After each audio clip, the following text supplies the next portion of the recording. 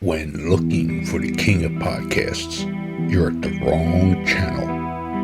Well, excuse me! Looking for good ideas for life? You're far from good hands. Hey, bud, what's your problem? If you think the listener is always right, you're far from the right place. Out of order! Even in the future, nothing works! Hosted by a Northeasterner by birth, but a rebel by choice. Are you threatening me? If you want a host that floats between love and madness, and we know the night is always gonna be here anyway. Thinking of you's working up my appetite, looking forward to a little afternoon delight. then play on and listen to Crazy Train Radio. All right, guys, listen to this blues riff and B. Watch me for the changes and try and keep up, okay?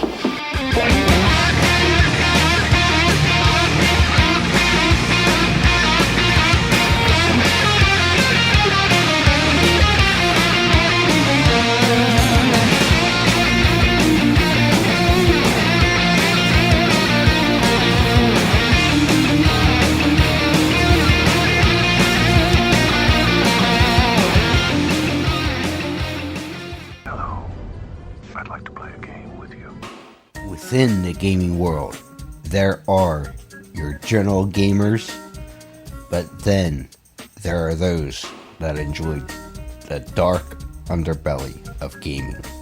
If you're one of those that enjoy the dark underbelly of gaming, we certainly got the place to send you.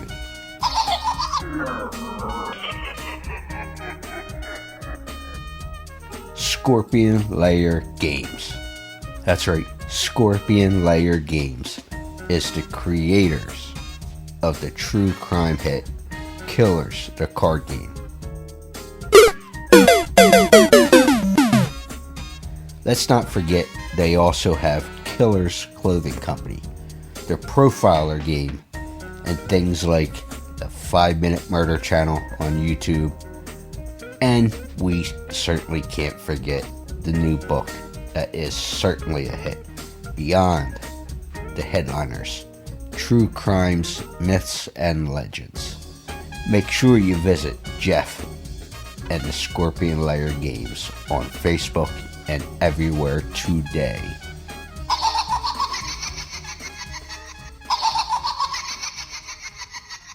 Hey folks, it's your least favorite host in the podcast world, Croc, Jonathan Steele. And boy, do we have a good one for you today.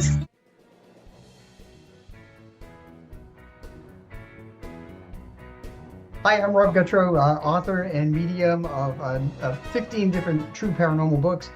Check out the Haunting of series that takes you on paranormal investigations in New England. And you can find me on robgutro.com. And please tune in to Crazy Train Radio for the best programs.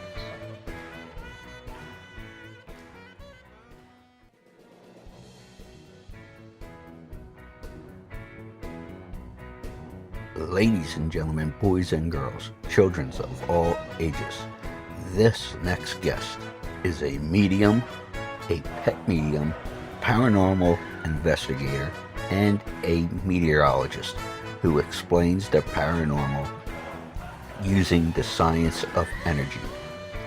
He applies science to earthbound entities he calls ghosts and spirits, which we will certainly explain the difference here between the two. However, he has a new book, Haunting of Wilson Castle, which is part of the Haunting series. So let's go ahead and get into it and welcome Rob Gutro. Hello.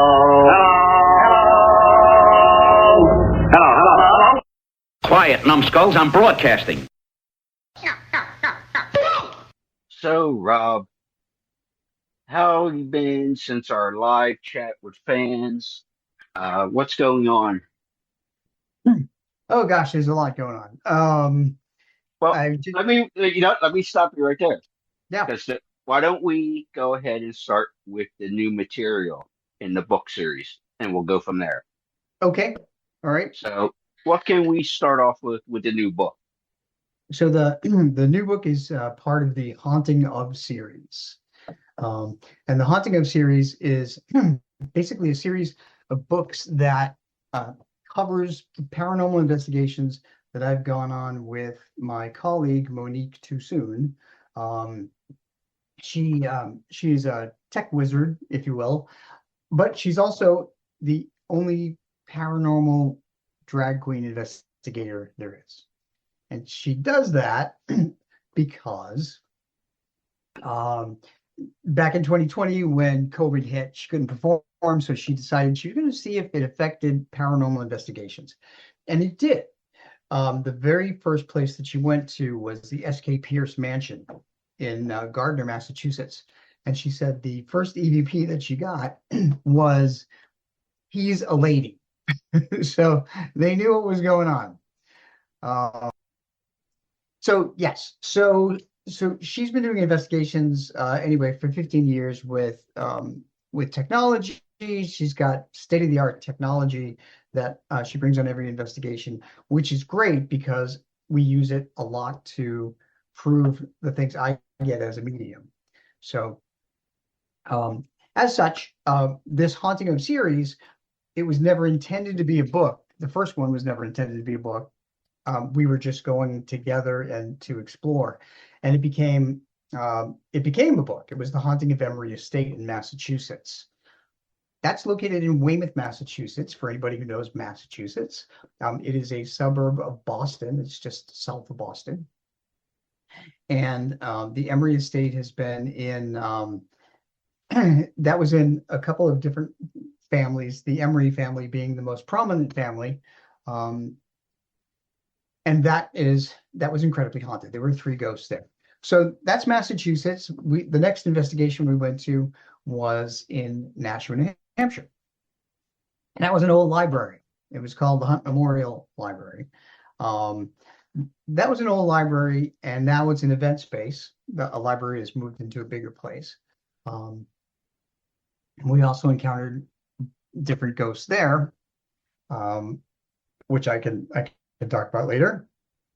And then the third book that just came out, this one just came out June 1st, is called The Haunting of Wilson Castle. Have you heard of Wilson Castle before? I have not. So Wilson Castle is in Vermont. It's in a place called Proctor, Vermont. Proctor, Vermont is near Rutland, which is east central Vermont, if you will. And the castle was built in the late 1880s, or the late 1800s, rather, around 1880, somewhere around there. And the family that built it were the Johnson family. It was a gentleman named John Johnson who was married to a woman named Sarah, and she was very wealthy. He was not.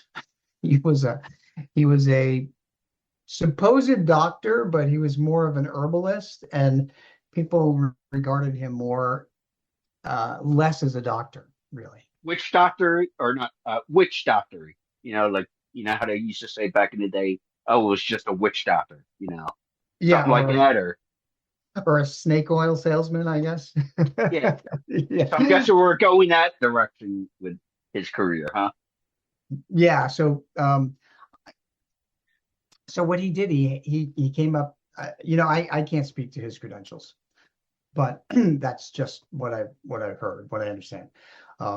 Anyway, he used her fortune to build this pretty impressive castle in the wilds of Vermont, and he had all the brickwork imported from Europe.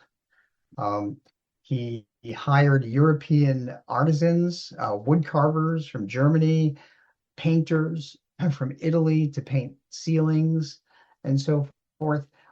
So as you could imagine, it looks pretty elaborate inside. And pretty pricey. And very pricey, yeah. So the story goes is that there was a child that came between, from the marriage. And I think within 10 years, they split. they got divorced because he was going through her money like it was water, and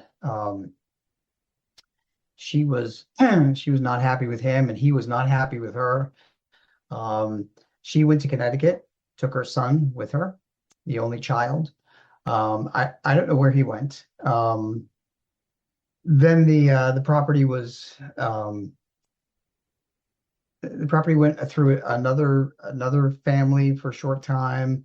It became a beauty school in the 1930s, just for a brief couple of years, and then somebody named Colonel Wilson bought it. Colonel Wilson was a pioneer in AM radio, and so he lived there for quite a long time, and he fixed it up, and he loved the castle. He was a really good guy, very smart. And when he died, the castle went the castle was abandoned, and finally it went to Denise Devine, who was one of the relatives, one of the extended relatives, and she now runs the castle. It's actually the castle operates entirely as a place to tour. It has they will give you an historic tour of the castle. There are 3 floors that you can go in with the tour guide. His name is Andy Probst, and they open it for paranormal events. So if you have a big paranormal event, you can rent it out. They do weddings and other things on the grounds and so forth. And they're still in the process of restoring this castle. So the first floor looks great. It's pretty much restored. The second floor is good. It's getting better. And the third floor is empty. It's pretty vacant. So they're finishing repairs. But every time somebody comes to the castle or rents the castle, all that money goes toward the repairs of the castle. So Okay, well, what attracted you to Wilson Castle to do an investigation, but also put the book together as part of the series? So the attraction actually was not of mine, it was Monique's. So Monique had been to Wilson Castle. That was one of the first places she went after the S.K. Pierce mansion. And she was very welcomed there, and she caused a lot of activity. And as it turns out, the ghost of Colonel Wilson remains there. He is one of many ghosts that are at Wilson Castle, and he flirts with her all the time. He tells her what, as a matter of fact, we'll be there this weekend at the book signing, and we had a little investigation afterward for about 3 hours. And one of the things that Colonel Wilson likes to do is come through this Phasma box. It's a box. It's a piece of electronic equipment tied to a computer that wipes out white noise, but spews out actual words. And every time Monique goes there, she asks him, "What color dress do you want me to wear when I come next time?" And she did that again this time, and you could hear the word blue, very loud, very clear. And so she said, "How about green?" And there were no words, but Lexi Duquette, who was holding the dowsing rods, got a no answer for the green, and a yes. Colonel Wilson wanted blue specifically, so he wanted specific blue. So I'm actually wearing blue tonight. Exactly. I could actually see that happening with Monique, because I had a chance to meet Monique briefly at a show we were both at in Atlantic City. And just from the little bit I've spoken with Monique and her personality and such, I could see why there might have been an attraction from the spirits and all that fun stuff. So it clicked for me. It made sense why there would be an attraction. But when you started, you mentioned this wasn't supposed to turn into books and such. Why was that? But also, what made you change the thinking process to go, you know what, maybe we can do something here and make a book? Yeah, that's a that's a good question. And the way it happens is whenever I go on paranormal investigations, um, I I've been on paranormal investigations since 2011, and I've always made it a habit to take a journal with me. So, and a journal that looks like this, blank with lines. I took this actually to Wilson Castle this past weekend, and I don't know if you can see this, but I also sketch. Okay. I sketch ghosts out that I see. So, Looks and like there, looked like JFK in that sketch there. To yeah, me anyway. it was just a guy with his arms crossed there. So, Okay. but yeah, so one of the ghosts he was very angry with us when we went. So he had his arms crossed and he was in a very stern kind of look. So anyway, so I take this journal with me, and whenever I sense something, I write it down. Whenever something comes from a piece of equipment, I write it down. And I've learned to take notes in the dark. I've learned to take notes in the dark, so you can see all this chicken scratching, but then I take it home and I interpret it, and that really is the basis of the book. Yeah, and with that being said, because I do it too, I don't sleep. I'm 24/7, with the show. Mhm. Like I can't. It's one of those. I guess I don't know if it's the ADHD or whatever the case is, but I can't seem to turn the brain off. So I have a notepad next to me, a little bit bigger than you. But Oh I yeah, always have but I have, what I mean, because you know how you might toss and turn at night, and it's like that light bulb might go off for you or yeah. whatever. If But are you like me at times, and you go back through your notes and go, what in the blue hell was I thinking or going about, or any of that kind of thing, where you question why did I put that down? Yeah, sometimes I can't even read my own writing. I mean, because I write in the dark. So I'm like, Yeah. what was I saying?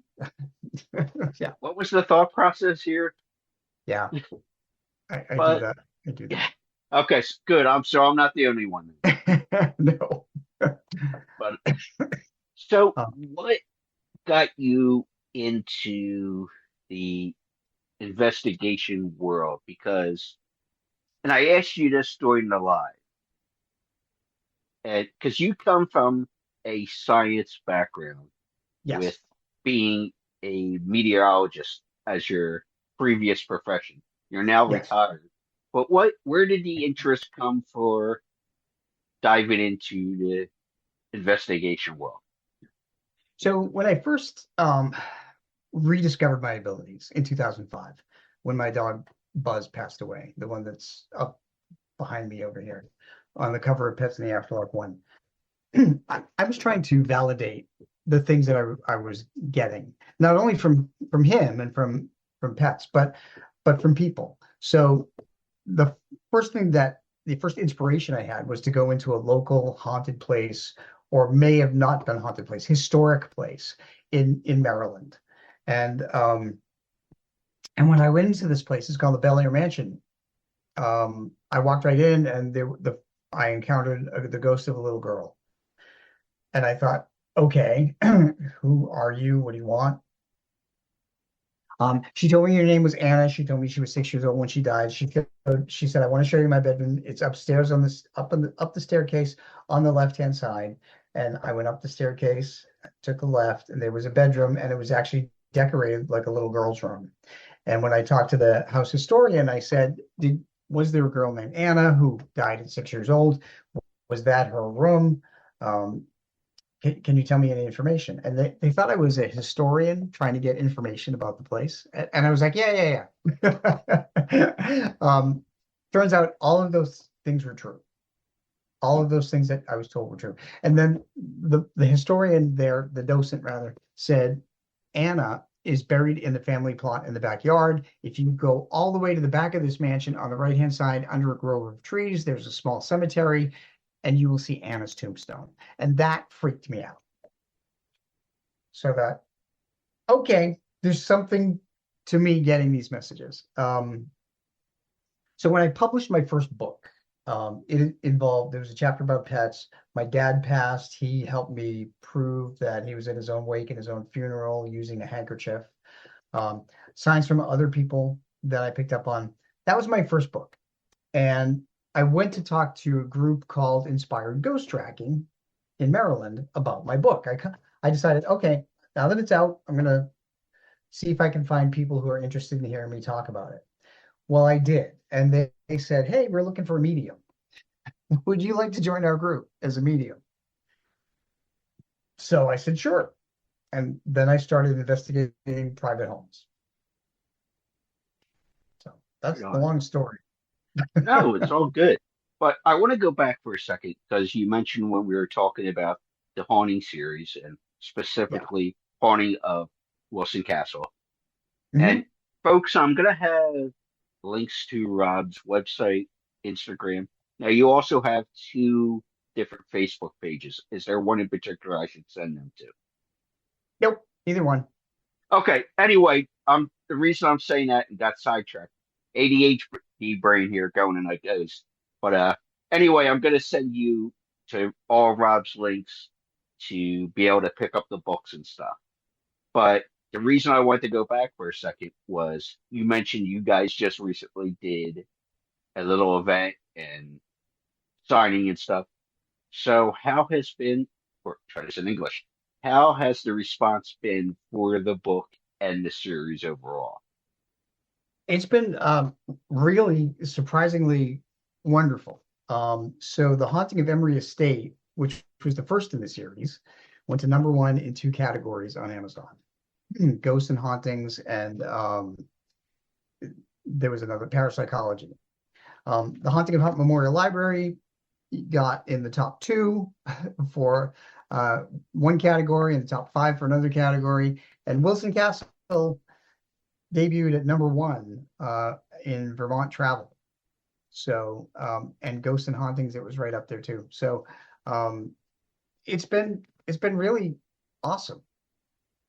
That is pretty awesome. I know I'm going to be ordering a copy of for someone who's just getting into this world and interest. And I'm not a medium or anything like that. Like I don't have that presentation myself. But would you recommend getting all 3 books to read as a newbie, or or would you say start with, say, Wilson Castle? What would you recommend as far as reading material? Well, really, so the Haunting of series is about going on what it's like to go on a paranormal investigation. And every paranormal investigation is different. So if you're interested in doing paranormal investigations, you can read any of them or all of them. In each book, though, I do have chapters about what ghosts are versus what spirits are who have crossed over. I have explanations of energy, and in the Wilson Castle book, I actually go through each of the ghosts that we met, and I tried to figure out the reasons why they stayed behind. So that's kind of extra special in this particular book. We did learn the reasons why some of the ghosts stayed behind in the other books too. And I do have to say one of my favorite ones is the Hunt Memorial Library one, because we met 3 different ghosts who were there for different reasons. One of them, which I found fascinating, refused to give us his real name, and he said that's because it's in the town of Nashua, New Hampshire, the city of Nashua, New Hampshire. He said that he was doing some not so good things up in the stacks area of the library with women that he would bring up there. And he said that he doesn't want his real name found out because he still has relatives who live in the city. And I understood that. So he gave us a fake name, and then he led us outside the building to a nearby cemetery to prove that he had crossed over by taking us to certain things. It's weird and fascinating. the curious and historic side of my brain would be wanting to see if there was any crimes committed in the like I mean how people go through like old newspapers and things like that to see. Mhm. Did you do any kind of like once he and I get why he would say I don't want to protect my current living family and such. But did that trigger something in your head to go, well, let me do some research to try to prove that what this person is saying happened? Am I We did. making sense there? Yeah, no, absolutely. So in every investigation, we tried to find out exactly who the person was and what they did or when, where they died and so forth. So the woman that manages the Hunt Memorial Library event space today, she did a lot of the research for us. And there was no person that was arrested for doing those things. So he had been doing them in secrecy and he was never found out. Okay. So that was the bottom line with him. The other two, one was from an accident when the building was being built. He was a teenager, and the other guy died in a nearby building that turned out to be a brothel in the 1970s. So, so three people of different backgrounds Okay. that opted to stay in this building, and it's also interesting that only one of them has ever been in the building in life, and that was the guy that was in the stacks area. The guy that died across the street, I don't know if he ever went in the building. He never mentioned it, but he chose this building to spend his afterlife. And we actually we were on a public paranormal investigation, which means that there were 20 people that bought tickets to participate and see how this investigation would unfold. Because before we went, we didn't know anything about the Hunt Memorial Library at all. Okay. Nothing. And that's the way we like it. So these people watched the investigation. They took part in it. We helped two ghosts cross over out of three. The third one ran off. And I just actually talked to Amy, the manager of the Hunt Memorial Library today, and she said that the young boy, the teenager, still has not come back since the investigation. He ran off. So apparently he doesn't like a crowd of people. Fair enough. Now, Kids. yeah. But before I get to some of the other stuff I wanted to ask, I'd be reluctant to not ask. And how did you end up connecting with your co-author, co-investigator, Monique? How did you guys connect and end up with this fabulous pairing? So she stalked me. She I was at a Massachusetts paranormal conference. I was gonna say blink 3 times. I'll call 911 if you need me to. No, I'm kidding, folks. It was, I think it was 2024, 2023. Yeah, she was at the paranormal conference in Massachusetts. She was there doing her thing. I had never heard of her because I had just moved to northern New England. I just moved to Maine to retire. And I had never been to that conference in Massachusetts before. So I went, and she came up to me and she said that she and her husband had a dog that passed away, and she knew that I was a pet medium, and she wanted to get on my list for a reading for her dog. So I said, okay. So I put her on the list. 8 months later, I did her pet reading. Because I was booked out that far.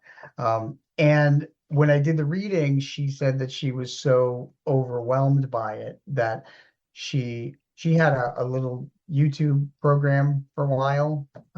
So she had me on there. She read the reading. She gave me all the validations for it. And she extended an invitation. She said, look, I do paranormal investigations. I would love to have you come to one. And the first one we did was the Emory Estate. Nice. So, and again, we talked about this during the live, and mentioned this kind of a little bit here, but how would you define ghost and spirit and the difference between the two terms? Because not everybody goes by the same definition. So how would you explain that? Sure. And actually, just at Wilson Castle this past weekend, people were using the words interchangeably, and they're really not to me. So what happens after we die is that our energies combine with our memories and our personality. And then we choose. We choose what we want to do. Normally, people will cross over. They'll go into the light, go to heaven, paradise, whatever you want to call the other side. I just call it the energies of the cosmos that they join, because that's where we all came from. That's where we came from. That's where we go back to. Or in terms of people, pets, 99.5% of pets cross over because they're intuitive. They know it's a good thing on the other side. Some people don't cross over. Those people are ghosts. So spirits cross over, ghosts stay earthbound at a fixed location of their choosing, like the Hunt Memorial Library or Wilson Castle or Emory Estate or the Birdcage Theater up there. And I found that a number of people don't cross over for a number of reasons. One, they think they can help their families, or two, the most important one, they're afraid to cross over because they think that they will go to a very bad, fiery place for doing bad things in life. So I've learned from talking to spirits who've crossed over that there is no fiery place. It's just 3 levels of the afterlife on the other side. People who do bad things and do cross over, they go in the lowest level and they're always asking for forgiveness from the living. So, but also because I'm a scientist, we talked about this before, they all use energy to get strong enough to communicate. And both use the physical energies of heat, light, water, and electricity. Both of them can use that. But spirits of loved ones, like our grandparents that have crossed over, they will use love, faith, and hope as an emotional energy to get strong enough to communicate. These earthbound ghosts that are here, trapped in a building or wherever they are, a prison, a hospital, an asylum, a library, castle, they use negative emotional energy, which is fear, anxiety, depression, and anger. And on one investigation in Emory Estate, there was a woman who suffered from depression and anxiety. She was being medicated for it. And the ghost, who was not a nice guy, took advantage of her, exacerbated her feelings of anxiety beyond what the medication that she had taken could handle, exacerbated her fear and her depression. And she came to us in one of the rooms and she told us this. And she said she was feeling terrible. And she said she needed help. And she said she had to get out of there. And so we had to take her into another room because that ghost was tapping into her anxiety and depression to empower himself. And this was in Emory State. And he was a real jerk, that guy. Sounds like it. Yeah. So that's the long and short of energy, the difference between a ghost, which is earthbound, and the spirit who's crossed over. And I deal with both. So if somebody wishes to do like the public investigations that you were talking about and such, what would you recommend to them to look for in joining, I guess, a credible investigation and not just some guy in a corner go, you know what I'm going to do? I'm going to take these people money. And Yeah. You know what I'm saying? Like, how can someone find legitimacy for people who do the investigations and such? Like Yeah, that's a genuine concern, really. I guess you just have to do your homework on the internet and research these people and see if they are legitimate. My friend Alex Matzow, who is a paranormal professional, she just talked about the difference between ghost hunting and paranormal investigations. And I thought it was brilliant what she brought up. So ghost hunting is for the ones are the kind of groups that say, they just want to go and get some kind of response from a ghost and not help them find peace. Paranormal investigators are the legitimate ones that they go in to connect with an earthbound entity, try to bring them comfort, try to get their story out, and also to try and cross them over if they can. And by crossing them over, they not only bring peace to the earthbound ghosts and make them spirit, which is where they can connect with their loved ones who have passed over, but also if they're in a house with people, it will also bring peace to the living family as well.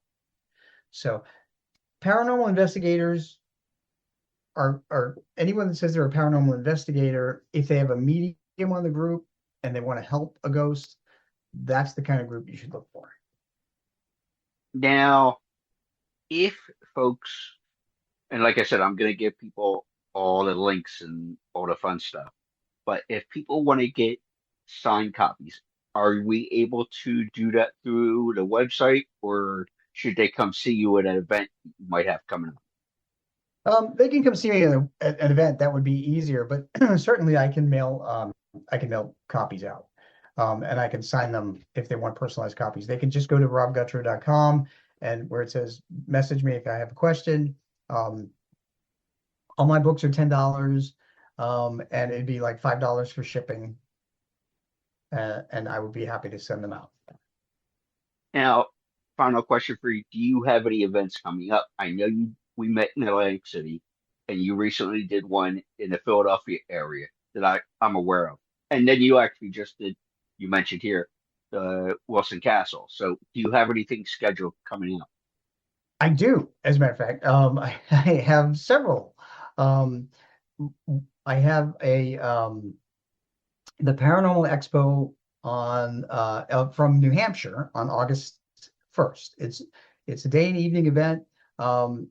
It's at the Sheraton Radisson Hotel in Nashua, New Hampshire. I'm going to be speaking there about pets in the afterlife. That is August 1st. Then I will also be at the Maine Paranormal and Horror Convention in Augusta, Maine, from September 12th through the 13th. So those are two big events, one in August and one in September. I'm also doing some library talks in New England, and I'm also teaching school. I actually teach 2 adult education courses in Northern New England about paranormal stuff and how to write a book and how to market a book, and also an introductory to mediumship that I just put together. Nice. Well, everybody can go to the website and Instagram first and foremost to see that information. Rob, and I'm going to have to email you and talk to you about this. You got me curious enough to maybe go on an investigation with you guys. That'd be great.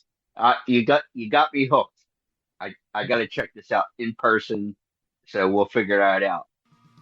But Rob, thank you so much. Oh, thanks for having me. It's been great talking to you about this, and I really appreciate it.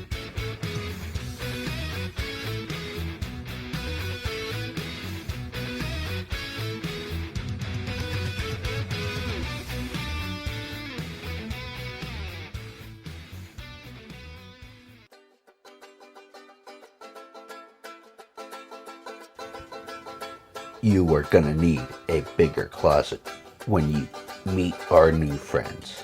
What? Our friends over at Silk Screams out of Buffalo, New York is a diverse owned company that has a variety of shirts to fit your needs. I need your clothes, your boots, and your motorcycle. Let's also not forget that Silk Screams also runs the semi-annual Buffalo Horror Garage Sale, which has tons of merchandise, celebrity guests, and tons of fun. Check our friends out over on their Big Cartel site to order stuff, or on social media for updates on merch, or on the Buffalo Horror Garage Sale. Visit our friends, like I said, at Silk Screams today.